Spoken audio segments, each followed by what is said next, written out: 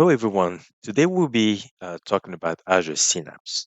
If you have never heard of Azure Synapse is one of the most widely used resources in Azure. Um, let's talk about it quickly. Okay. All right. So, um, what is Azure Synapse exactly? Azure Synapse brings together all the best technologies that you can think of as a data scientist, machine learning engineer, or a data engineer, or even a data analyst, right? So you think of Azure Synapse as a hub for all your ETL or ELT pipelines. You can pull data, transform your data, and push your data to a storage, however you want to call it. And you can actually integrate Azure Machine Learning to your Synapse pipeline. There's also the probability of connecting the result of your file or your artifact to as a Power BI service so that the user can are able to see the result of your computation of your data set that has been already cleaned up.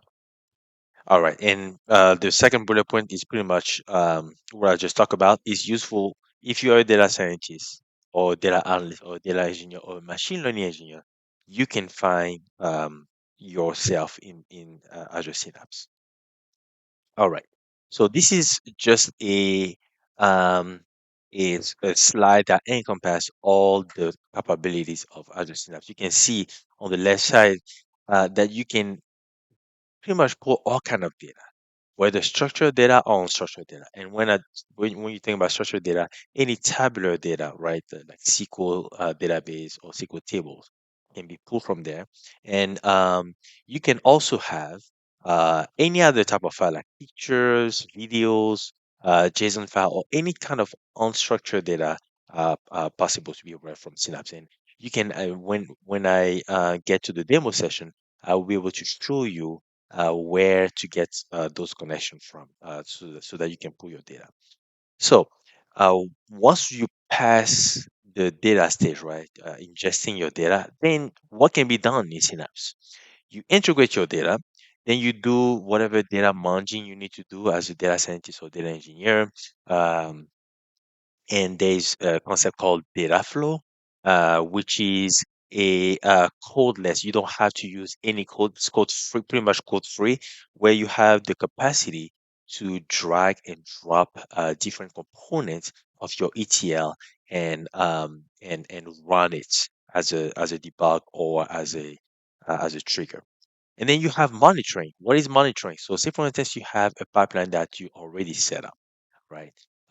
And you can actually schedule the pipeline to run at a specific time. And what the pipeline is running, assuming that you have different components, you're able to see how successful each step of your pipeline has been during the monitoring phase. And then security. Uh, since we're talking about Azure, Azure is very strong at security because there's some role-based access management allows. There's also some access. So actually, Synapse need to, as a resource, need to be able to access your blob storage. Okay, your blob storage, any blob storage that you set up, Synapse needs to be able to access it, and there need to be some kind of credential handshake between Synapse and any other resource, right? So the security layer is very important. It is very well handled in Synapse.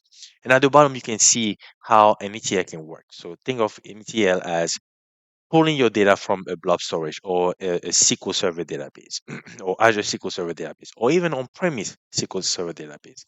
And then you do your compute using different pools. The main pools that are used in Synapse are SQL pool and Spark pool. We're going to talk about it more during the demo session. And then you can push your artifact, your tables, or the resulting tables in a blob storage or another blob storage or another storage resource, right? And at the end of the day, what are the client looking for? They're looking for insight, and those insight can now be published as a service to Power BI. Now, enough talking. Let's get to a demo session. Okay, so let's go through a quick tool of Synapse. And so you can see here that I have my Synapse um, environment here. If you go to home, you can see the Azure Synapse data science. This is the name of the resource that I have created. By the way, if you don't mind hitting the subscribe button so you can be updated about any resource about Azure in Azure or machine learning or even Python, please please don't miss any other videos. So subscribe so that you can be updated with my next one. So even before we get to this resource, if I go to the Azure portal itself, so this is my Azure portal. I'm gonna show you from here how you can get to your Azure Synapse resource. So all you have to do is you either go to your subscription, right?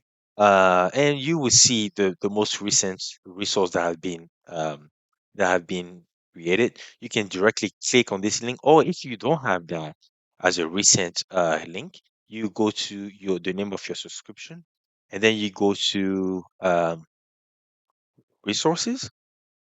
Under resources, you should be able to see all the resources that have been created under this subscription. And then when you click to Azure Synapse, you can see the detail of the resources, the characteristic of the resources. So let's go over the overview.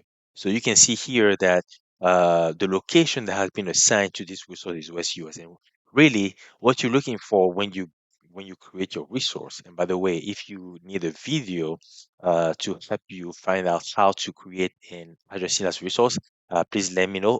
Drop your comments, and I will be happy to do so. So you definitely want to have the location which is the closest to where you live. Um, and then from here, this is how you launch your Synapse Studio. You can either launch it from here or from this URL. Okay. Now let's go to the IAM.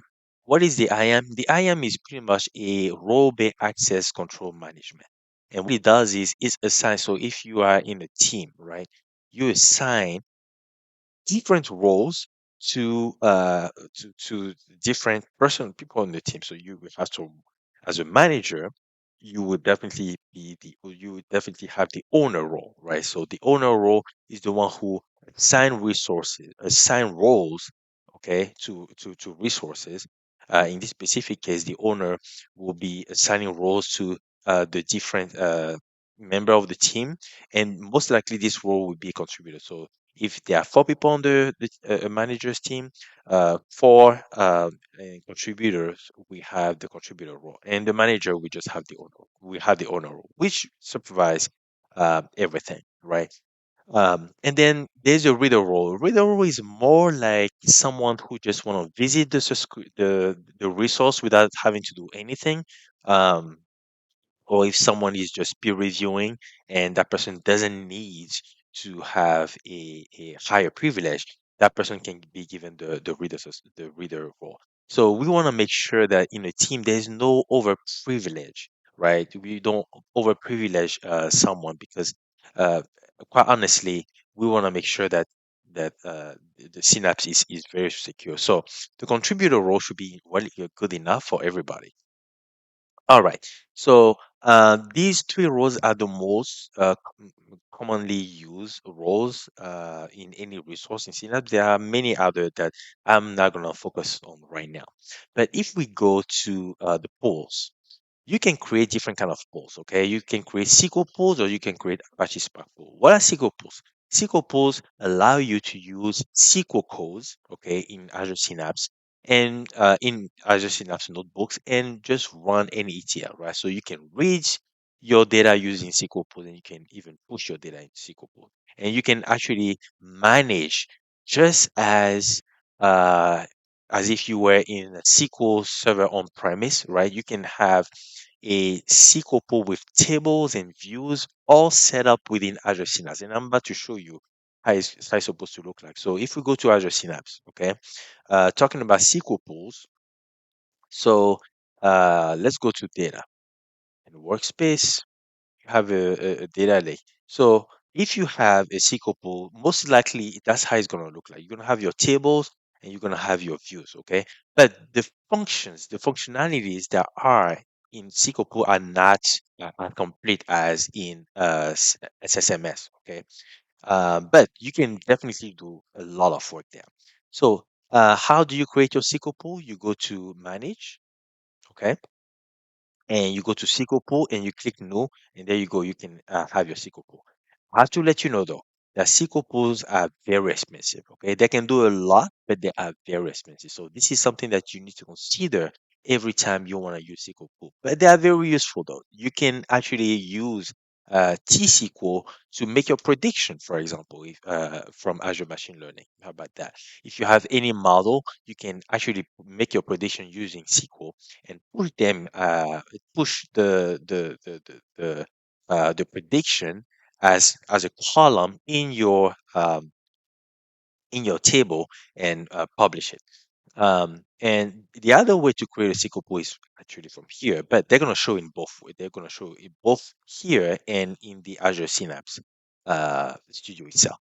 Let's talk about now Apache Spark Pool. Apache Spark Pools are very cheap, and this is actually my favorite. You can actually build different levels. You can have a low, a small scale, medium and large scale, and high scale. And actually, there's a way to these are the different settings. You can actually set it on auto scale where you can after a certain time, right? The and, you know your pipeline we just the spark pool we just turn off, okay? And this is very cost effective because if your pipeline is now, if you don't need to run any job, why would you keep your SQL pool on, your spark pool on? So it's very useful. So you can see the different sizes of your Apache Spark pool. Medium is usually where I want to start, and if I have less data, I will, or if the run take too much time, I'm gonna lower that to a small size. Okay, but it really depends on what you want to do. Now, um, there is also, let me discard changes. Um, link service. So, and this is what I was talking about earlier. So you can actually say, for instance, you want to read your data. Okay, you need to create a link service. The link service can be based on Azure Blob Storage, Azure SQL Server, Azure Cosmos DB, or any kind of access you want to get from another client. Okay, so what you're gonna have to do is go on new, and here you go. You even have AWS connections, so you can have all these other Azure resources that you can connect to your Azure Synapse and pull the data from there. Isn't that amazing? So this is split into different components. So you have the Azure resources themselves, and then you have compute resource.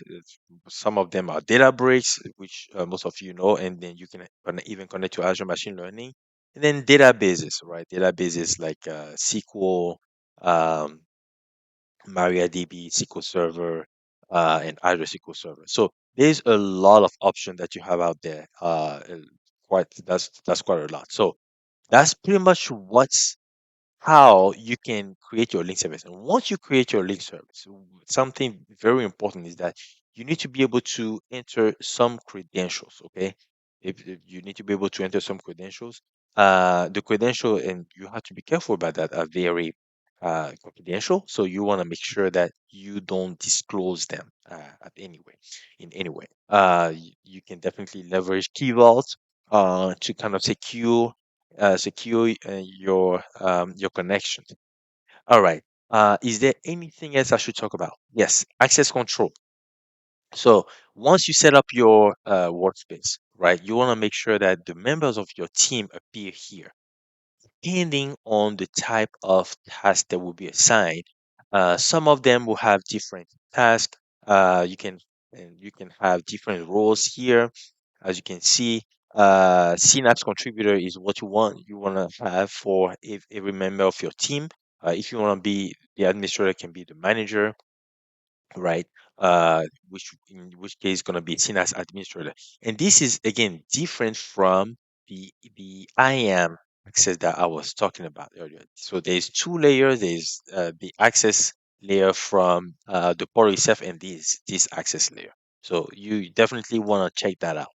Um, Now, let's talk about the pipelines. So this is where you will be able to see your pipelines.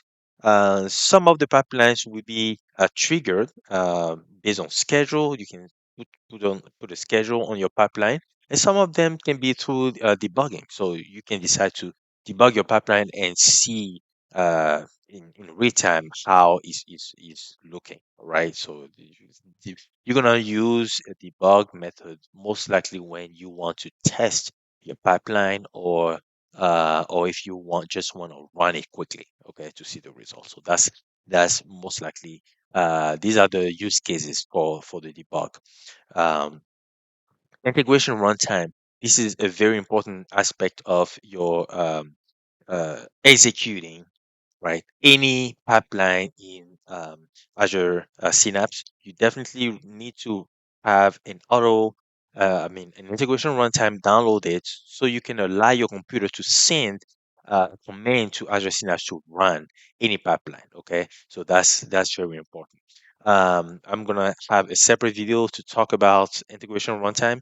As a matter of fact, since integration runtime allow different file format, okay, CSV format, SQL table, or anything like that. Um, but if you have to use Spark pools, okay, if you have to use Spark pool, you will need to use Pocket files, especially when you have to do some file transfer. Okay, um, I know in Azure Data Factory you need that kind of integration runtime, and those integration runtime need to have a Java runtime installed on top of the regular integration runtime. This is a completely separate video because some most of the time to transfer your file, right, as Parquet file, you will need Java runtime running on top of a regular integration runtime.